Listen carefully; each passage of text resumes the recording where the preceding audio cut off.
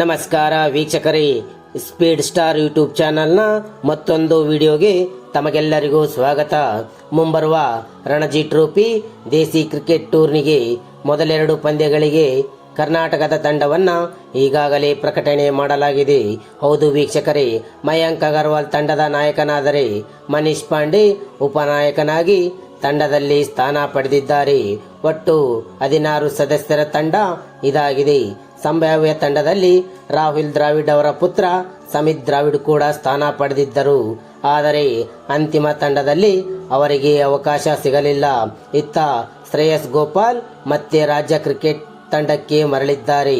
ಹೌದು ವೀಕ್ಷಕರೇ, ಕಳೆದ ವರ್ಷದಲ್ಲಿ ಸರಿಯಾಗಿ ಅವಕಾಶ ಸಿಗುತ್ತಿಲ್ಲ ಎಂಬ ಕಾರಣದಿಂದ ಶ್ರೇಯಸ್ ಗೋಪಾಲ್ ರಾಜ್ಯ ತಂಡವನ್ನು ತೊರೆದು ನೆರೆಯ ರಾಜ್ಯವಾದ ಕೇರಳ ತಂಡಕ್ಕೆ ಸೇರ್ಪಡೆಗೊಂಡಿದ್ದರು. ಮತ್ತೆ ಈ ವರ್ಷ ರಾಜ್ಯ ತಂಡಕ್ಕೆ ಸೇರ್ಪಡೆಗೊಂಡಿದ್ದಾರೆ. ಇನ್ನು ಕಳೆದ ಋತುವಿನಲ್ಲಿ 23ರ ವಯೋಮಿತಿ ಕೆಸಿ ನಾಯ್ಡು ಟ್ರೋಫಿಯಲ್ಲಿ 30 ವಿಕೆಟ್ ಕಬಳಿಸುವ ಮೂಲಕ ಕರ್ನಾಟಕ ತಂಡ ಪ್ರಶಸ್ತಿ ಗೆಲುವಿಗೆ ನೆರವಾಗಿದ್ದ 20 ವರ್ಷದ ಆಫ್ ಸ್ಪಿನ್ನರ್ ಆದ ಮೊನ್ಸಿನ್ ಖಾನ್ ಈ ಬಾರಿ ಸೀನಿಯರ್ ತಂಡಕ್ಕೆ ಪ್ರವೇಶ ಪಡೆದಿದ್ದಾರೆ. ಇತ್ತ ವಿದ್ವತ್ ಕಾವೇರಪ್ಪ ಗಾಯದಿಂದಾಗಿ ಮೊದಲೆರಡು ಪಂದ್ಯಗಳಿಗೆ ಅಲಭ್ಯರಾಗಲಿದ್ದಾರೆ. ದುಲೀಪ್ ಟ್ರೋಫಿ ಪಂದ್ಯದ ವೇಳೆ ಅವರು ಗಾಯಕ್ಕೆ ಒಳಗಾಗಿದ್ದರು. ಇತ್ತ 16 ಸದಸ್ಯರ ತಂಡದ ಪಟ್ಟಿಯಲ್ಲಿ ಅಭಿನವ್ ಮನೋಹರ್, ಶುಭಾಂಗ್ ಹೆಗಡೆ, ಅನೀಶ್ ಕೆವಿ, ಚೇತನ್ ಎಲ್ಲಾರ್ ಅವರು ಪ್ರಧಾನ ತಂಡದಲ್ಲಿ ಸ್ಥಾನ ಪಡೆಯುವಲ್ಲಿ ವಿಫಲರಾಗಿದ್ದಾರೆ.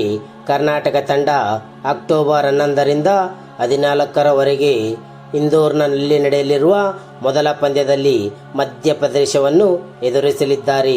ಇನ್ನು ಕರ್ನಾಟಕ ತಂಡದಲ್ಲಿ ಯಾರಿಗೆಲ್ಲ ಸ್ಥಾನ ಸಿಕ್ಕಿದೆ ಎಂದು ನೋಡುವುದಾದರೆ ನಾಯಕ ಮಯಾಂಕ್ ಅಗರ್ವಾಲ್, ಮನೀಶ್ ಪಾಂಡೆ, ನಿಖಿತ್ ಜೋಶ್, ದೇವದತ್ ಪಡಿಕ್ಕಲ್, ಸ್ಮರಣ್ ನಾರ್, ಶ್ರೇಯಸ್ ಗೋಪಾಲ್, ಸುಜಯ್ ಸಾತೇರಿ, ಹಾರ್ದಿಕ್ ರಾಜ್, ವೈಶಾಖ್ ವಿಜಯ್ ಕುಮಾರ್ ಅವರು ಸ್ಥಾನ ಪಡೆಯುವಲ್ಲಿ ಯಶಸ್ವಿಯಾಗಿದ್ದಾರೆ. ಇನ್ನು ಪ್ರಸಿದ್ಧ ಕೃಷ್ಣ, ಸಿ ಕೌಶಿಕ್, ಲವನಿತ್ ಸಿಸೋಡಿಯಾ, ಮೊನ್ಸಿನ್ ಖಾನ್, ವಿದ್ಯಾಧರ್ ಪಾಟೀಲ್, ಕಿಸನ್ ಆರ್ ಬಿದರೆ, ಅಭಿಲಾಷ್ ಶೆಟ್ಟಿ ಅವರು ಕರ್ನಾಟಕದ ತಂಡದಲ್ಲಿ ರಣಜಿ ಟ್ರೋಫಿಗೆ ಆಯ್ಕೆಯಾದ ಆಟಗಾರರಾಗಿದ್ದಾರೆ. ಇದಾಗಿತ್ತು ಇವತ್ತಿನ ಮಾಹಿತಿ.